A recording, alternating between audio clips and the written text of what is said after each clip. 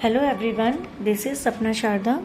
Today I will teach you about matter and materials. इससे पहले वाली वीडियो में जैसे कि मैंने आपको मेज़रमेंट के बारे में बताया था, उसका लिंक कमेंट बॉक्स और डिस्क्रिप्शन दोनों में है. Now I will teach you about matter and materials. Anything that takes up space and has mass is called matter. कोई भी चीज़ जो भी स्पेस लेती है, एक जगह लेती है, जिसमें मास होता है, वजन होता है, इज कॉल्ड मैटर. वो क्या कहलाता है? मैटर कहलाता है. मैटर मीन्स होता है पदार्थ. अब वो क्या कहलाता है? पदार्थ कहलाता है. Everything around us is made up of matter. हमारे चारों ओर जितनी भी चीज़ें हैं वो पदार्थ से बनी होती हैं, मैटर से बनी होती हैं. Matter is made up of atoms. Matter जो है किसका बना होता है? एटॉम्स का बना होता है. एटॉम्स मतलब होता है अणु. आपने एटॉम्स, अणु, परमाणु, इनके बारे में पढ़ा ही होगा. तो ये जो है अणुओं से बनता है मैटर, है ना. Water bottle, school bag, rubber, pencil are made up of a matter.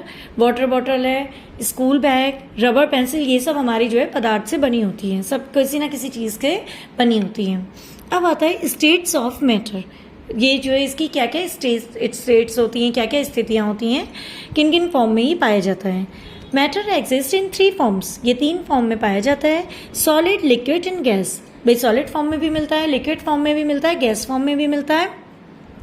Matter can change from one form to another on heating and cooling. Matter change हो सकता है एक फॉर्म से दूसरे फॉर्म में हीट या कूल करने पर. जैसा कि आप ये देख रहे हैं कि ये लिक्विड है, ये हमारा जो है लिक्विड फॉर्म में है. जब हम इसे हीट करते हैं तो ये क्या होता है?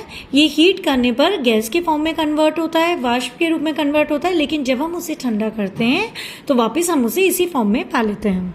ऐसे ही जब हम लिक्विड को कूल करते हैं तो कूल इसकी स्टेज में ये क्या होता है? आइस सॉलिड फॉर्म में चेंज हो जाता है. लेकिन जब हम उसे वापस हीट करते हैं तो वो लिक्विड फॉर्म में कन्वर्ट हो जाता है. ऐसे ये आइस का है. जब हम इसे हीट करते हैं तो पहले ये मेल्ट होकर वाटर में कन्वर्ट होता है और उसके बाद ये जो है क्या होता है? वाष्प बनता है, स्टीम के रूप में कन्वर्ट होता है. और जब स्टीम होती है हम उसे ढककर ठंडा करते हैं वाष्प को, तो वो क्या होती है? वापस कन्वर्ट होकर लिक्विड में बदलता है. और फिर जब हम उसे कूल करते हैं तो वो सॉलिड फॉर्म में हमें मिल जाता है. तो आपको समझ में आ गया होगा स्टेट्स ऑफ मैटर क्या बता रहे हैं. ये 3 फॉर्म में पानी ही है और हम तीनों फॉर्म में इसे पा सकते हैं. अब आता है चेंजेस अराउंड अस. हमारे चारों जो चेंजेस हो रहे हैं उनके बारे में मैं आपको बताने जा रही हूँ. Matter is constantly changing around us. Matter is constantly changing around us. हमारे चारों ओर का जो पदार्थ है लगातार चेंज हो रहा है. Changes are 2 types. ये चेंजेस जो हैं 2 तरह के होते हैं, physical changes and chemical changes. एक तो फिजिकल चेंजेस कहलाता है और दूसरे को हम केमिकल चेंजेस कहते हैं. भाई फिजिकल चेंजेस वो होता है जो कोई चीज़ दूसरे रूप में अगर पदार्थ कन्वर्ट हो गया तो वापस हम उसे उस फॉर्म में पा सकते हैं. और जो केमिकल चेंजेस होता है उसे हम उस फॉर्म वापस अपने फॉर्म में नहीं पा सकते. लाइक जैसे कि in physical change no new substance is form. उसमें कोई नया सब्सटेंस फॉर्म नहीं होता. Breaking of glass, melting of ice into water are the some example of physical change. अगर ग्लास टूट जाता है तो वो क्या है? उसका फॉर्म तो कांच का ही है, मतलब कांच के फॉर्म में ही है. वो कांच का ग्लास टूटा तो हम उसे फिर दोबारा जो है तैयार किया जा सकता है. वो जो है कांच को फिर से मेल्ट करके बनाया जा सकता है. आप उसे जो है फिर से वो ग्लास के फॉर्म में पा सकते हैं. उसमें कोई उसका फॉर्म चेंज नहीं हुआ. Melting of ice into water. Ice अगर हमारी मेल्ट होती है तो वाटर में कन्वर्ट होती है और उसको हम पानी के ही फॉर्म में, मतलब मेल्ट होकर भी जो है पानी मिल रहा है. पानी को अगर हम जमाएंगे तो आइस ही मिल रही है. तो ये हमारी वही फॉर्म रहती है. कुछ इसमें जो है चेंजेस नहीं होता, केमिकल चेंज नहीं होता, इसका कुछ भी अंदर से केमिकल चेंज नहीं होता.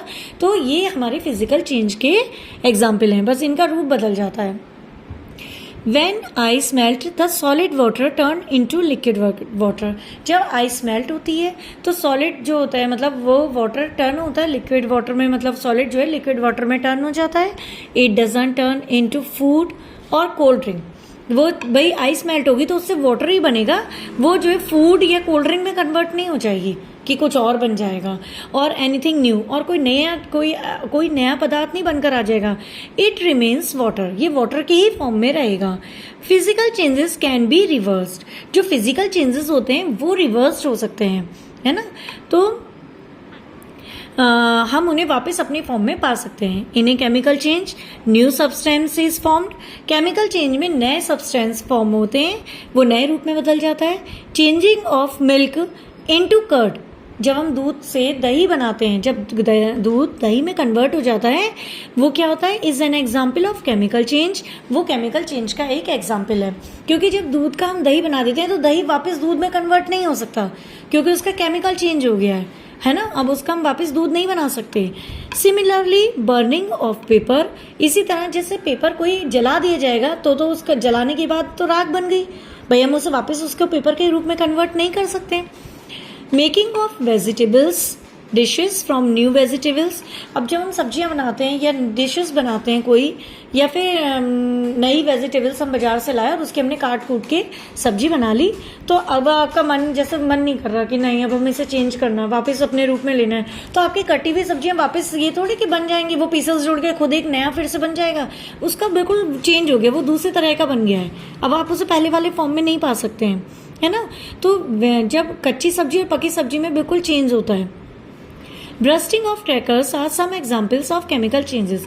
पटाखे होते हैं, आप देखते हो पटाखे फूटते हैं, ब्रस्टिंग ऑफ क्रैकर्स, तो वो जैसे ब्रस्ट हो गए तो उसके बाद वो जो वापस अपने फॉर्म में नहीं आते, तो ये क्या है एग्जाम्पल केमिकल चेंज में। Unlike physical change, chemical change can not be reversed. जैसे फिजिकल चेंज तो रिवर्स्ड हो सकता है, लेकिन केमिकल चेंज वापस अपनी फॉर्म में नहीं आ सकता है। अब इतना तो आप समझ गए होंगे। अब इसके आगे मैं आपको रॉक्स के बारे में बताती हूँ। Our earth is made up of rocks, हमारी ये जो पूरी धरती है ये रॉक्स से बनी हुई है। जगह जगह पे जो है रॉक्स हैं, चट्टानें। रॉक्स आर हार्ड स्टोन्स, ये क्या होते हैं, अपने आप में हार्ड स्टोन्स होते हैं। Pebbles are small piece of rocks, ये जो रॉक है चट्टान, उनके जो छोटे पीस होते हैं उनको पेबल्स कहते हैं। Rocks are useful to us in many ways, rocks जो है बहुत तरीकों से हमारे लिए यूजफुल होती है। Rocks such as marble, granite and sandstone are used in jewellery, जो ये इस मार्बल के रूप में होते हैं, या ग्रेनाइट है, सैंडस्टोन है, ये सब हमारे ज्वेलरी में यूज होते हैं। Words seventh wonder Taj Mahal is made up of white marble, जो संसार का 7वां अजूबा है ताजमहल, वो भी हमारा वाइट मार्बल से बना हुआ है। अब आता है सॉइल फॉर्मेशन, मतलब ये सॉइल फॉर्मेशन क्या होता है। सॉइल फॉर्मेशन क्या होता है? Soil formation starts when rocks breaks down into small piece due to wind, rain and the sun's heat. Soil formation मतलब जो मिट्टी के फॉर्म में कैसे आती है, मतलब ये मिट्टी आती कहाँ से है, तो जब हमारी रॉक्स जो है छोटे छोटे पीसेस में हवा से, रेन बारिश से, सन की हीट से, जब वो धीरे धीरे ब्रेक डाउन होती है तो उससे क्या होता है, धीरे धीरे वो सॉइल में, मिट्टी में कन्वर्ट होती है। कोई भी चीज़ आपकी अगर उसमें धूप बारिश पानी पड़ता रहेगा तो वो ज़्यादा टाइम तक नहीं टिकती, वो खराब ही आई जाती है। तो वही जब चट्टानें, उन पर भी लगातार धूप बारिश पानी ये सब पड़ता रहेगा, और विंड हवा के प्रेशर होंगे, आंधी तूफान सारे पड़ेंगे, तो उससे क्या होगा, वो धीरे धीरे जो वो हैं रॉक्स ब्रेक डाउन होंगी, टूटेंगी छोटे छोटे पीसेस में, और वो जो है जो धीरे धीरे वो जो चूरे के रूप में आएंगी वो सॉइल में कन्वर्ट होती रहेंगी।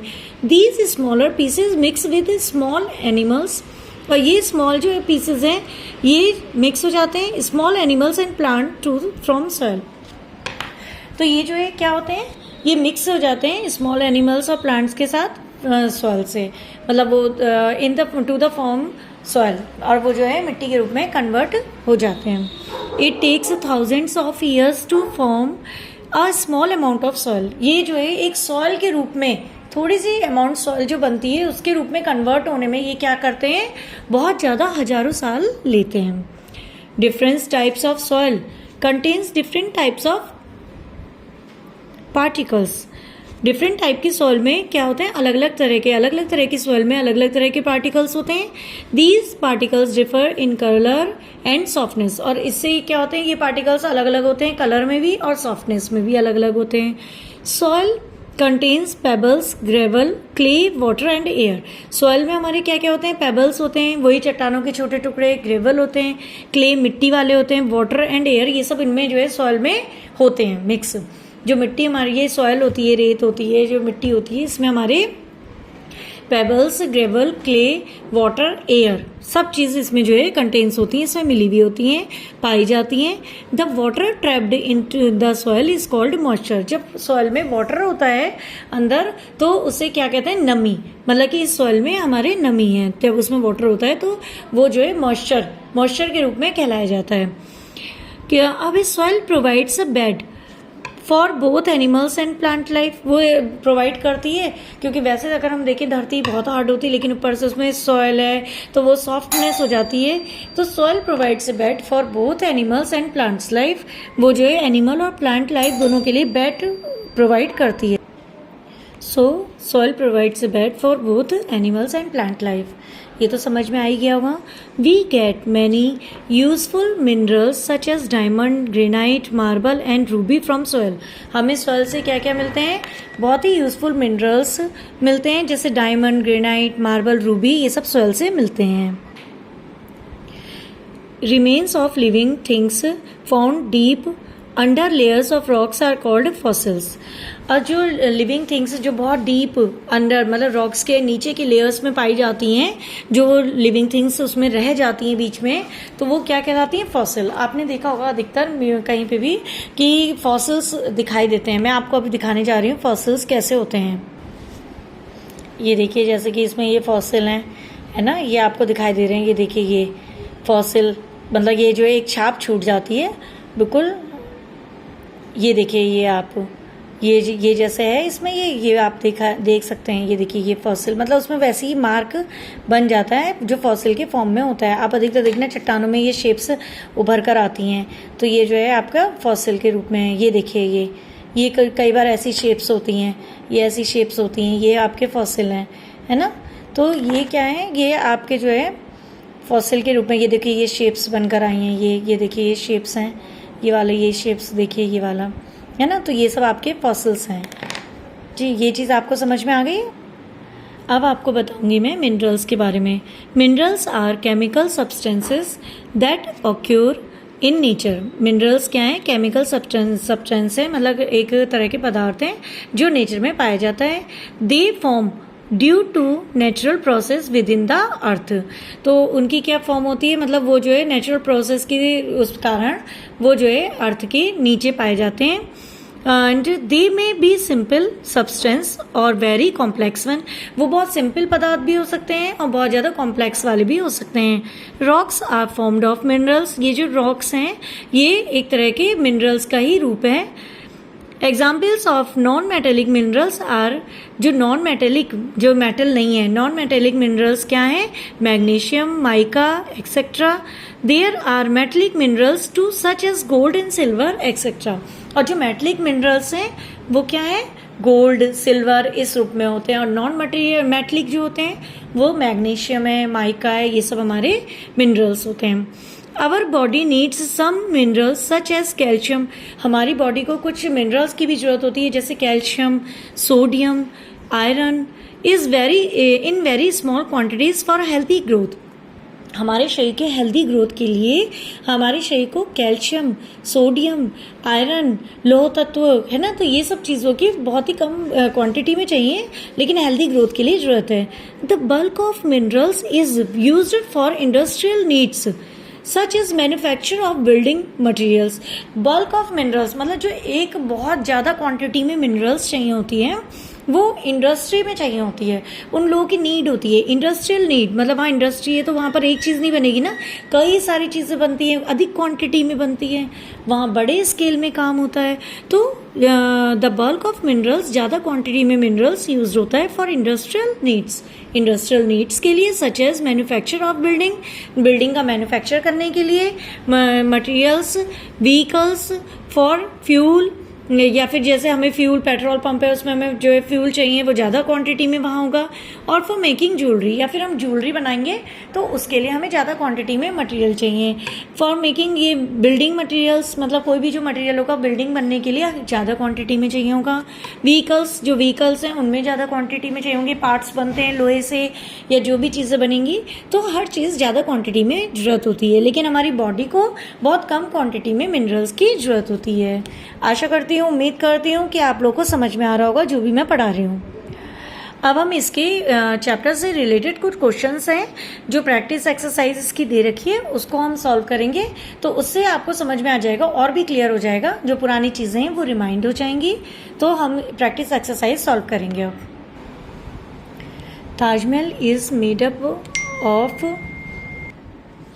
Taj Mahal is made up of, A option है मार्बल, बी है diamond, sandstone, granite, none of these. तो आप लोगों को क्या लगता है ताजमहल किससे बना होता है? ये मैंने चैप्टर में पढ़ाया था।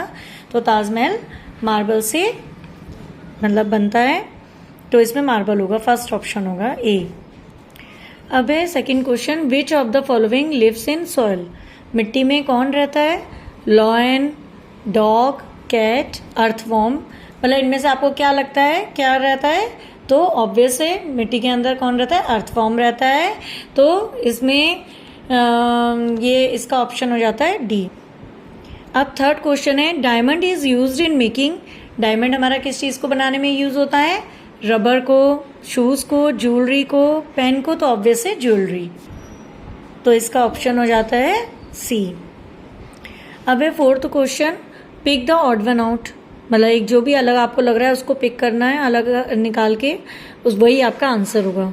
तो डायमंड, बी है रूबी, सी है ग्रेनाइट और डी है एमरल्ड। तो आपको क्या लग रहा है इसमें क्या होगा? तो इसमें जो डायमंड है, रूबी है, एमरल्ड है, ये तीनों हमारे ज्वेलरी बनाने में यूज़ होते हैं और ग्रेनाइट हमारा ज्वेलरी बनाने में यूज़ नहीं होता। तो ये ऑड वन आउट हो गया। इसका आंसर हो गया हमारा सी।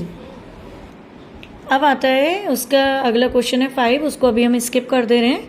उसके बाद आता है 6 question, soil formation starts when rocks break down into smaller pieces due to. मतलब सॉइल फॉर्मेशन मतलब सॉइल के रूप में बनने लगती है सॉइल, तो जब रॉक्स जो है ब्रेक डाउन होते हैं छोटे छोटे पीस में, तो वो किस तरह मतलब वो छोटे पीस में क्यों होते हैं? तो उसका रीज़न क्या है? Wind, rain, sunset, all of these, none of these. तो ऑब्वियसली ये सब चीज़ें उसके लिए रिस्पॉन्सिबल हैं। भाई हवा, पानी, सूरज की धूप ये सब पड़ेगी तो उससे जो है वो ब्रेक डाउन होंगे। तो इसका ऑप्शन का मतलब 6 वाले क्वेश्चन का आंसर होगा option D, all of these. अब अगला क्वेश्चन हमारा है, which of the following is a gas? Gas क्या है? तो oxygen, carbon dioxide, water, both, A and B, none of this. तो ऑब्वियसली सबको पता है इस बारे में कि ऑक्सीजन और कार्बन डाइऑक्साइड गैसें हैं। तो डी ऑप्शन में बोथ ए एंड बी दोनों दिया है, तो 7 क्वेश्चन का आंसर होगा डी। उसके बाद अगला क्वेश्चन है, burning of paper is an example of. जब पेपर जलता है तो वो किस चीज़ का एग्जाम्पल है? तो वो आपका फिजिकल चेंज है, केमिकल चेंज है, फोटोसिंथेसिस है, all of these, none of these. तो फिजिकल चेंज तो होगा नहीं क्योंकि जब पेपर जल गया तो हम उसे पुराने फॉर्म में नहीं पा सकते, है ना, अब वो रिवर्ट नहीं हो सकता। लेकिन केमिकल चेंज है क्योंकि इसमें पेपर जल गया और उस जल के उसका जो है राख बन गई है, तो वो जो है दूसरा उसका मतलब केमिकली चेंज हो गया है और हम उसे उस अपनी पहली अवस्था में वो वापस उसे नहीं पाया जा सकता है। तो 8th क्वेश्चन का आंसर क्या होगा? बी ऑप्शन होगा। अब आते हैं हम 9 क्वेश्चन पे। अब हमारा क्वेश्चन है, breaking of a glass into pieces is example of. जब ग्लास पीसेस में टुकड़ों में टूट जाता है वो किस चीज़ का एग्जाम्पल है? Physical change, chemical change, heating, all of these, none of these.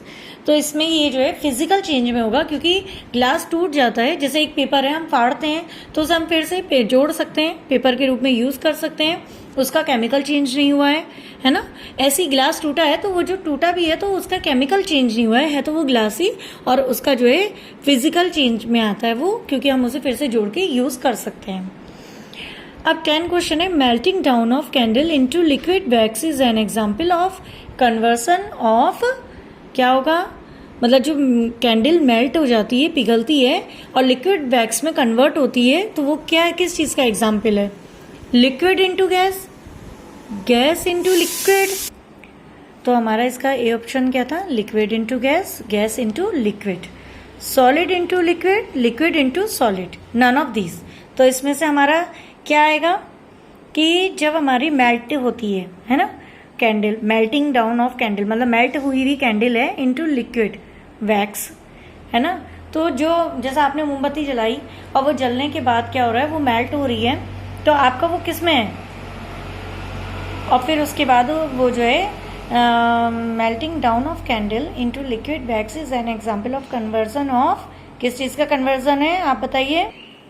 तो इसमें हमारा आपको क्या लग रहा है, सॉलिड फॉर्म में मोमबत्ती थी और वो मेल्ट हो गई तो वो लिक्विड फॉर्म में आ गई, तो इसका सॉलिड इनटू लिक्विड होगा। तो इसका ऑप्शन होगा आंसर का सी, है ना। अब उम्मीद कर रही हूँ आपको ये चैप्टर समझ में आ गया होगा। अब मैं जो है एक क्वेश्चन मैंने स्किप किया था, वो क्वेश्चन मैं आप लोगों से पूछना चाहूंगी, तो उसका आंसर आप लोग कमेंट सेक्शन में देना। अब जो क्वेश्चन मैंने आप लोग का स्किप किया था तो वो बहुत इजी क्वेश्चन है, ज़्यादा टफ नहीं है। तो उसमें है क्वेश्चन नंबर 5 का, सॉइल कंटेंस, एक जो सॉइल होती है उसमें क्या क्या होता है, air, water, humus, all of these और नन ऑफ दीज। इसमें से आपको क्या लगता है, क्या सही है। पुराने चैप्टर में मैं आपको पढ़ा चुकी हूँ, और आपको अगर जो भी इसमें समझ में आ रहा है अपने दिमाग से, गूगल की कोई हेल्प मत लेना, चैप्टर में से ही क्वेश्चन का आंसर है, तो आप कोशिश करिए, थोड़ा ध्यान दीजिए, बहुत इजी आंसर है। इसका आंसर आप कमेंट सेक्शन में दीजिएगा। जैसा कि अब ये वाला चैप्टर हमारा कंप्लीट हो गया है, और उम्मीद करती हूँ कि ये वाला आपको समझ में आ गया होगा जो मैं समझा रही हूँ। तो अगर आपको मेरा ये वीडियो पसंद आया तो प्लीज़ वीडियो को लाइक करें, चैनल को सब्सक्राइब करें और बेल नोटिफिकेशन को ऑल पर सेट करके रख दीजिए, जिससे मेरी सारी वीडियो आप तक पहुँच सकें। इसके बाद अगली वीडियो में मैं नेक्स्ट चैप्टर पढ़ाऊंगी जो फोर्स, वर्क एंड एनर्जी है। इसके बारे में मैं आप लोगों को बताऊंगी। ये भी बहुत इंटरेस्टिंग चैप्टर है और इसे पढ़ने में भी काफ़ी इंटरेस्ट आएगा। तो नेक्स्ट वीडियो में मिलते हैं। Okay, thank you.